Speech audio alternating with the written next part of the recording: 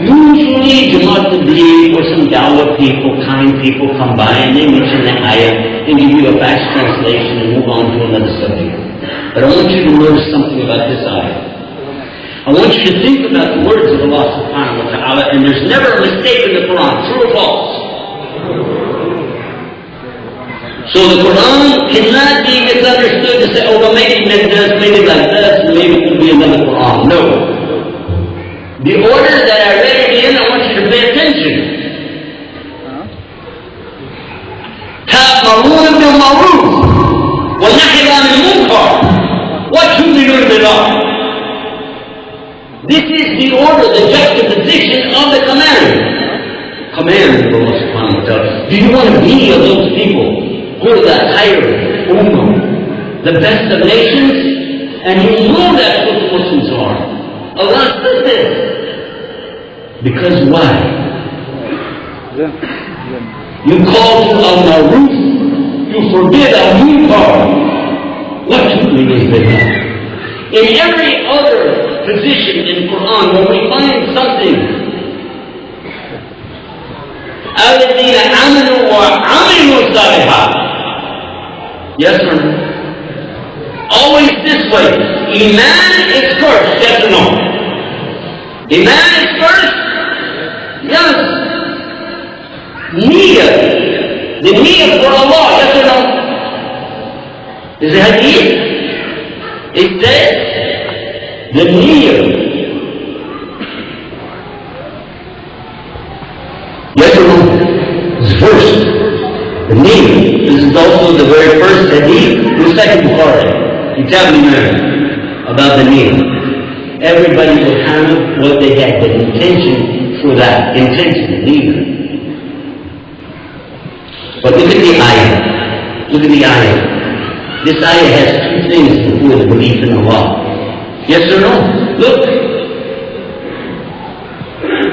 Call to al-ma'ruf and forbid the munkar.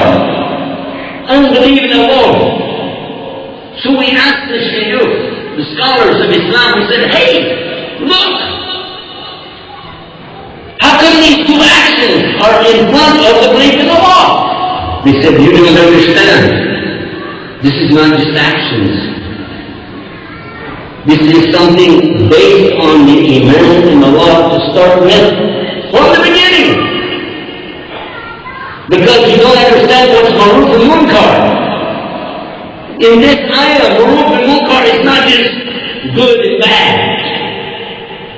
Ma'ruf in this ayah is the call to what everything that Allah is talking about, La ilaha illallah, and what it represents.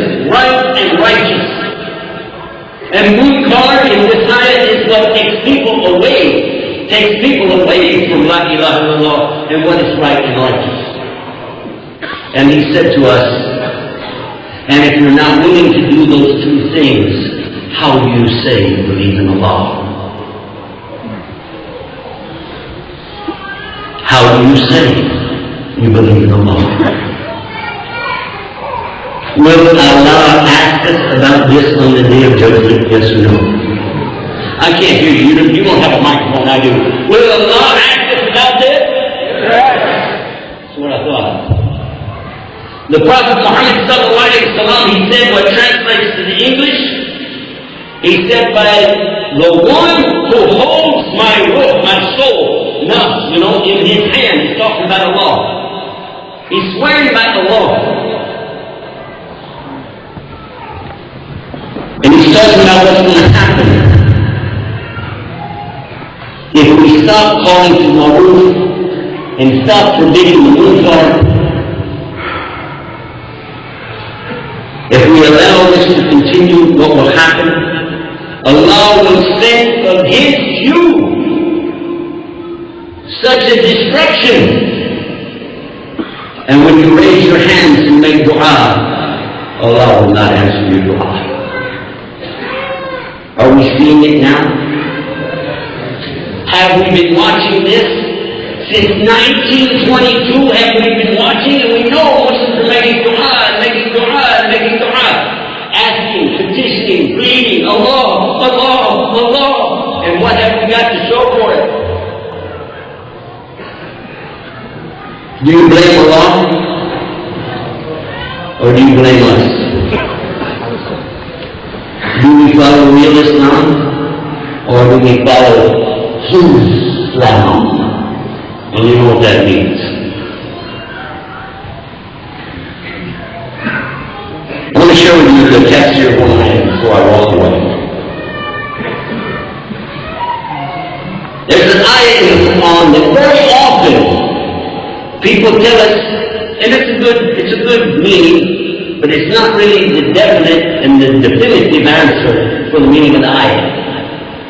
This is the ayah where, and you hear it quoted all the time, Allah doesn't change the condition of a people until the people change themselves. You heard it? Yeah? And you thought it meant what? We change ourselves and it'll get better.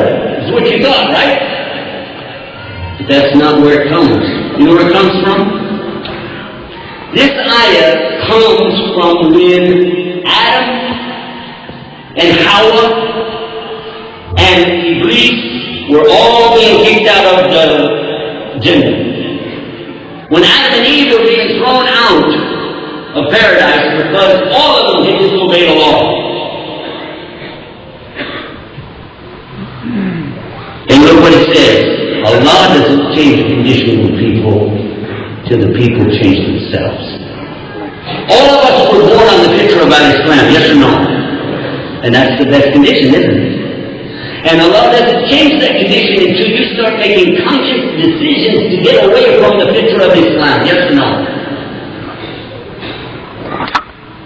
So we started out good. Allah said in the Quran. But we let ourselves get away. And we got away. And we got away. And maybe you'll say, maybe I will say, well, how come Allah doesn't answer the dua of our brothers and sisters in Philistine? Why would you ask that question when you didn't even bother to ask, what about my dua? Because if I'm getting up in the night and crying to Allah, and I see the condition get worse, then I need to ask Allah, why is my dua not being answered here? Is it because we're not practicing Amr bil Ma'ruf wa Nahy anil Munkar? Is that why? And then finally these words, think hard and think often about this. When you see a disaster happening to somebody else, somewhere else in the world, you say, okay, that's over there. But how long before it's over here? How long before you find yourself in a similar or worse condition? How long? It's up to Allah too, isn't it? Isn't it?